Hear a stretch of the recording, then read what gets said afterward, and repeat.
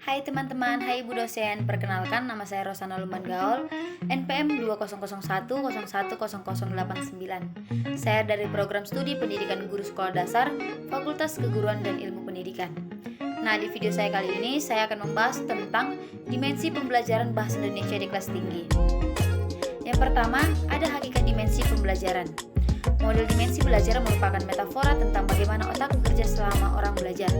Dimensi belajar ini terdiri atas 5 tipe berpikir yang bersifat interaktif, yaitu sikap dan persepsi positif terhadap belajar, pemerolehan dan pengintegrasian pengetahuan, perluasan dan penghalusan pengetahuan, penggunaan pengetahuan secara bermakna, dan kebiasaan berpikir produktif.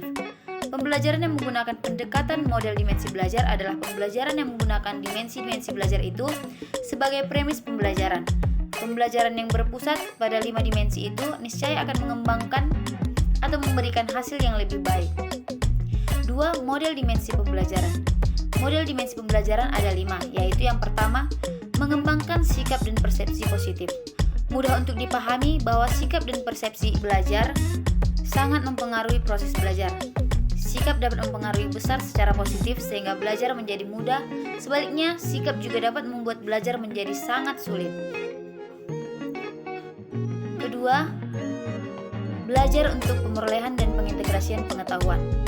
Ahli psikologi kognitif memandang belajar sebagai proses integrasi yang tinggi dalam membangun makna secara personal dari informasi yang diperoleh dengan pengetahuan sudah ada menjadi pengetahuan baru. Ketiga, perluasan dan penghalusan pembelajaran. Pada dimensi aspek ini, belajar melibatkan pengujian apa yang diketahui agar mencapai tingkat yang lebih dalam dan analitis. Kegiatan pemerluasan dan penghalusan pengetahuan ini dilakukan dengan yang pertama, comparing, kedua, classifying, ketiga, inducing, keempat, deducing, kelima, analyzing, keenam, construction, ketujuh, abstraksi. 4. Belajar menggunakan pengetahuan secara bermakna. Pada umumnya kita belajar dengan baik jika pengetahuan yang kita pelajari itu diperlukan untuk mencapai suatu tujuan. Keberadaan tujuan umum akan dicapai dengan cara-cara umum, di mana kita menggunakan pengetahuan itu secara bermakna.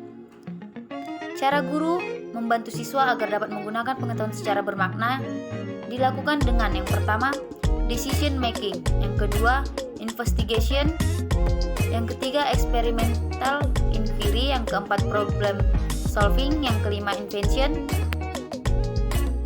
5. Mengembangkan kebiasaan berpikir produktif.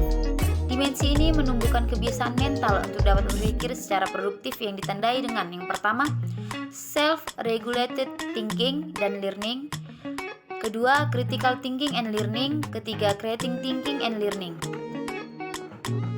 Cara membantu siswa mengembangkan dan memelihara kebiasaan berpikir produktif adalah dilakukan dengan menumbuhkan sikap kebiasaan berpikir produktif dengan mengembangkan dimensi 1 sampai dengan 4. Kebiasaan berpikir yang diantarkan dengan mengintegrasikan ke dalam tugas-tugas di kelas, menggunakan contoh-contoh khusus.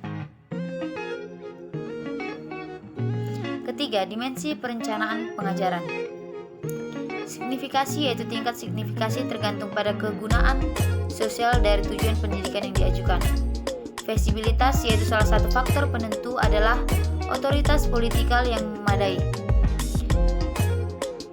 Relevansi yaitu perencanaan pengajaran memungkinkan penyelesaian persoalan secara lebih spesifik pada waktu yang tepat. Kepastian atau definitif yaitu penggunaan teknik dan metode meminimumkan kejadian-kejadian tak terduga.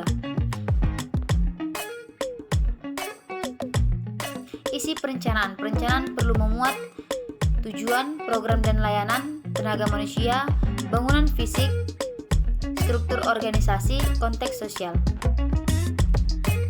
Sekian pembahasan yang dapat saya sampaikan. Jika ada kesalahan dalam kata yang saya ucapkan, saya mohon maaf. Terima kasih.